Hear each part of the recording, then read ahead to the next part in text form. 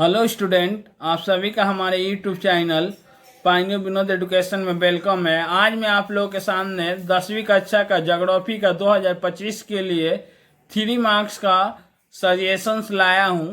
3 marks में आपको तो पहला क्वेश्चन आपको बहिर्जात प्रक्रिया और उसका अथवा में या तो वायुमंडल से रहेगा या तो जलमंडल से रहेगा। दूसरा क्वेश्चन आपको अपशिष्ट प्रबंधन से, तीसरा आपको भारत से और चौथा आपको उपग्रह प्रतिबिंब से एग्जाम में आता है।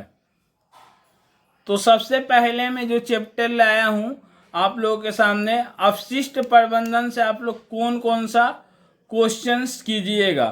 तो पहला क्वेश्चन कीजिएगा अपशिष्ट प्रबंधन में छात्रों की भूमिका, अपशिष्ट का वर्गीकरण, 3R, अपशिष्ट प्रबंधन की उपयोगिता एवं आवश्यकता, गैसीय अपशिष्ट नियंत्रण करने के उपाय एवं मनुष्य की क्या भूमिका है। तो मनुष्य का जो है विभिन्न क्रियाकलाप, जैसे हम लोग यातायात के वाहन चलाते हैं तो उससे जो जहरीली गैस निकलती है उससे क्या होता है, वातावरण में गैसीय अपशिष्ट बढ़ता है। कल कारखानों के दूसरा पॉइंट लिख सकते हैं, कल कारखानों के चिमनियों से निकलने वाले धुओं से गैसीय अपशिष्ट बढ़ता है। मैंने यहाँ पर उपाय पूछा है, मनुष्य की भूमिका कभी पूछा नहीं है, लेकिन आप बनाकर लिख सकते हैं या थोड़ा सा पढ़िएगा तो आपको याद हो जाएगा।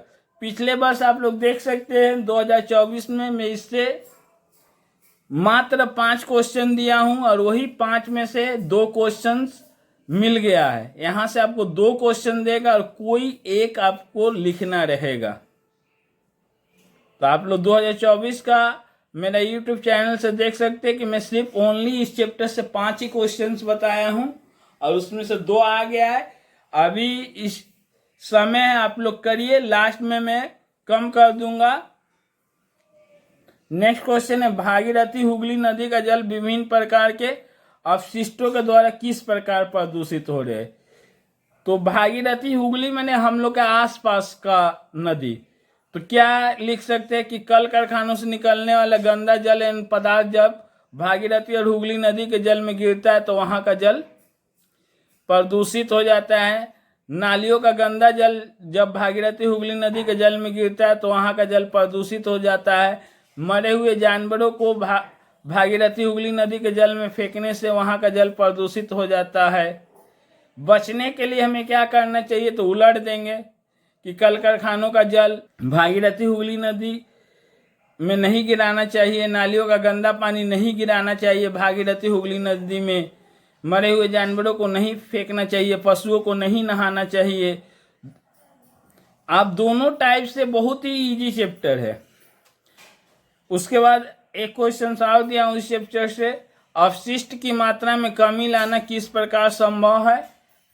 जैव खाद निर्माण में अपशिष्टों से क्या लाभ है। जो सबसे ज्यादा इंपॉर्टेंट है अपशिष्ट प्रबंधन में छात्रों की भूमिका, पिछले साल के टेस्ट पेपर में पूरा ये क्वेश्चन छाया हुआ है, तो इसको आप लोग 1 नंबर पर रखिएगा। अपशिष्ट का वर्गीकरण अभी कीजिए, इसका आंसर बहुत ही आसान है और मैं उम्मीद कर रहा हूं कि सभी स्टूडेंट याद कर लेंगे और लास्ट में मैं इससे कम कर दूंगा आपको।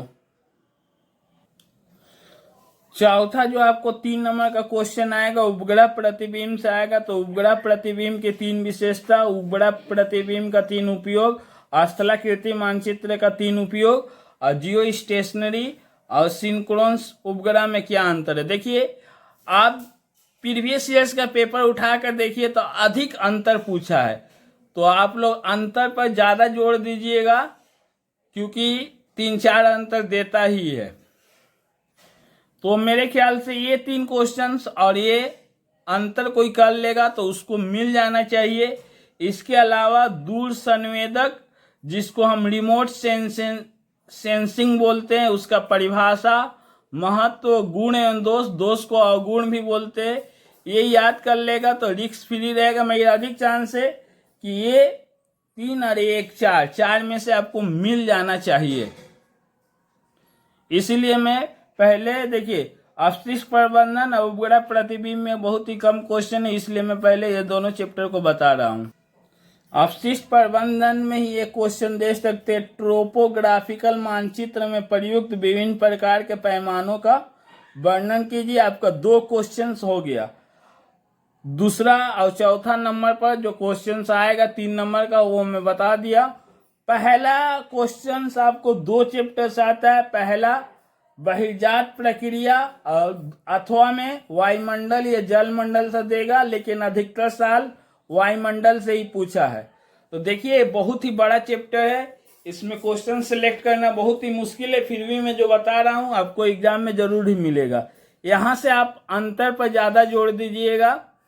नदी और हिम नदी घाटी में क्या अंतर है, नदी और उपनदी में क्या अंतर है, भेड़ पीठ सेल एंड ड्रमलिन में क्या अंतर है, ग्रीक खंड एंड केनियन में क्या अंतर है, मरुस्थलीय क्षेत्रों में वायु कार्य प्रधान होते हैं क्यों, लटकती घाटी में जलप्रपात का निर्माण क्यों होता है, नदी के परिवहन कार्य की 3 विधियां, शिव बालू का स्तूप और बरखान में अंतर, अनुप्रस्थ बालू का स्तूप एवं अनुद्रेव बालू का स्तूप में अंतर। मैं बहुत ही कम क्वेश्चन सिलेक्ट किया हूं, ये बहुत ही बड़ा चैप्टर है। और इसका अथवा में जो आपको देगा, अथवा में आपको वायुमंडल और जलमंडल से देगा। तो वायुमंडल में बहुत ही कम क्वेश्चन है और अथवा में रहेगा। तो पिछले साल चक्रवात और प्रति चक्रवात में अंतर दिया, तो इस साल आप लोग स्थलीय एवं समुद्री वायु में क्या अंतर है, ओजोन स्तर का महत्व, तो ओजोन स्तर के क्षय या विनाश के कारण, वैश्विक उष्णता के कारण, क्षोभ मंडल, ओदोमंडल या परिवर्तन मंडल में ऊंचाई बढ़ने के साथ साथ उष्णता क्यों घटती है, मानसूनी वायु पर जेट स्ट्रीम का प्रभाव। 6 क्वेश्चन दिया हूं वायुमंडल से। जो कमजोर स्टूडेंट है एक ही क्वेश्चन करे, स्थलीय एवं समुद्री वायु में क्या अंतर है। जलमंडल से आपको बहुत ही कम पूछा है, दीर्घ ज्वार एवं लघु ज्वार में क्या अंतर है, प्रत्यक्ष एवं अप्रत्यक्ष ज्वार में क्या अंतर है, सार्गेसो सागर और ज्वार भाटा का प्रभाव, जिसको लाभ या हानि के अंतर्गत देख सकते हैं। तीसरा क्वेश्चन जो आपको आएगा भारत से आएगा, तो भारतीय कृषि की 3 विशेषता, पूर्वी एवं पश्चिमी घाट पर्वत में आप लोग अंतर याद कर लीजिएगा। ये 5 में भी आ सकता है, 3 में भी आ सकता है। उत्तर और दक्षिण भारत की नदियों में भी 3 अंतर देख सकते हैं। वन संरक्षण के 3 उपाय, सदाबहार एवं पतझड़ वन की 3 विशेषता, बहुउद्देशीय नदी घाटी परियोजना, भारत में नगरीकरण की 3 मुख्य समस्या। ये 5 नंबर में भी है नगरीकरण। भारत में तीव्र जनसंख्या वृद्धि के कारण, आईटी उद्योग के विकास के कारण, जिसका हिंदी नाम होता है सूचना प्रौद्योगिकी उद्योग। खरीफ एवं रबी फसल में 3 अंतर। आप देखिएगा ज्योग्राफी का प्रीवियस ईयर्स में तो 3-4 अंतर जरूर ही रहता है। तो जो भी अंतर टाइप का क्वेश्चन है उस पर आप लोग ज्यादा ध्यान दीजिए। पंजाब एवं हरियाणा में कृषि क्रांति, जिसको हरित क्रांति बोलते, उसकी 3 विशेषता। कारोमंडल तट में वर्ष में 2 बार वर्षा क्यों होती है। वृष्टि जल संरक्षण में तमिलनाडु राज्य की भूमिका। भारत में सड़क परिवहन एवं जल परिवहन के बीच अंतर या तुलना या 3 लाभ। अंतर आप लोग देखिए, यहां से अंतर अधिक देखता है। गंगा के मैदान में जनसंख्या घनत्व तो बहुत अधिक क्यों है। भारत के उद्योगों के विकास में कच्चे माल के प्रभाव का उदाहरण सहित व्याख्या कीजिए। भारत की पश्चिम दिशा में प्रवाहित नदियों के मुहाने पर डेल्टा का निर्माण नहीं होता है, वर्णन कीजिए। लेटराइट मिट्टी की क्या विशेषता है। आप लोग के पास अभी बहुत ही समय है, आप लोग पढ़िए।